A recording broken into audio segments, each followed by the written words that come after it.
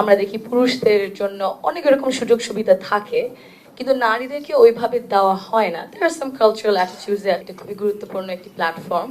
সবার যে এত সুন্দরভাবে কথা শুনতে পেরেছি, আমি নিজে খুবই খুশি হয়েছি। হয়তো পরে ওই সুযোগও থাকবে আপনাদের সাথে কাজ করতে আর কথা বলতেও।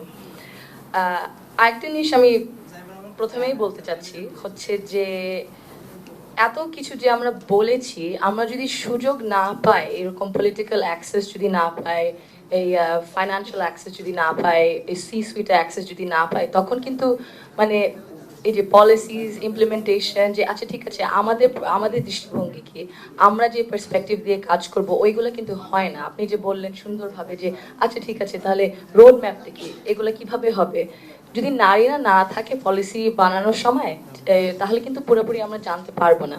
এই জন্য পলিটিক্যাল পার্টিসিপেশন খুবই জরুরি, আই ডেফিনেটলি এগ্রি। কিন্তু পলিটিক্যাল পার্টিসিপেশনের অনেক কিছু দিক দিয়ে, হয়তো বা কর্মসংস্থানের দিক দিয়ে অনেক ব্যারিয়ার্স থাকে, স্ট্রাকচারাল সিস্টেম্যাটিক ব্যারিয়ার্স। ওইগুলো আমরাই শুধু হয়তো বা বুঝতে পারবো। ফর এক্সাম্পল, আপনারা যে বললে ডে কেয়ার সেন্টার, এখন ডে কেয়ার শুধু একটা খেলনাঘর হলেই তো হয় না। সুন্দর একজন ট্রেন যদি থাকে, কয়েকজন, ওদের শিফটও লাগবে, বড় একটা জায়গা লাগবে, বুঝতে হবে ঠিক আছে কোন বয়স থেকে কোন বয়স, ওদের খাবারের ব্যবস্থা, ওদের মানে সুস্থের ব্যবস্থা, ওর যদি কারো কোনো জ্বর থাকে, কোনো দনজন বাচ্চার, ঠিক আছে ওইটা কিভাবে সামাল দিতে। এগুলো যদি ঠিক মতো না হয়, তাহলে মাদেরও তো ওরা তো ঠিক মতো কাজ করতে পারবে না, ওরকম সুযোগ নাই। তো কিছু স্ট্রাকচারাল ব্যারিয়ার্স তো আছে।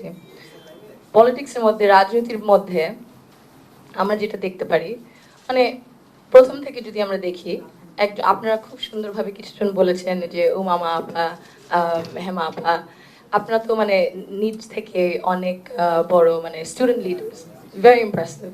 এখন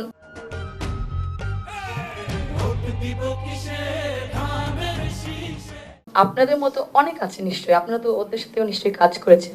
এখন ওদের জন্য যদি আমরা ঠিক মতো না চিন্তা করি, ঠিক আছে স্টুডেন্ট লিডার থেকে, লোকাল গভর্নমেন্ট থেকে ওই পাইপলাইনটা যদি সৃষ্টি না করা হয়, আর ওই পাইপলাইনটা ধরে রাখা যদি না হয়, তাহলে মেরামত করা না হয়, তাহলে তো সুযোগ সুবিধা থাকবে না। ওরকম ভালো ভালো নেত্রীদের ওরকম আমরা সুযোগ দিতে পারবো না। তো ওইটা প্রথমে করতে লাগবে, পাইপলাইনটা সৃষ্টি করতে রাখবে আর ধরে রাখতে রাখবে। দ্বিতীয় পয়েন্টটা হচ্ছে যে এই মেন্টরশিপ আর ট্রেনিং।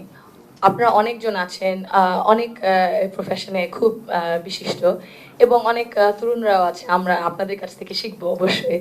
তো ওই মেন্টরশিপ আর ট্রেনিং প্রোগ্রামটা এই পলিটিক্সে আর সিভিক ডিউটিতে যদি না থাকে,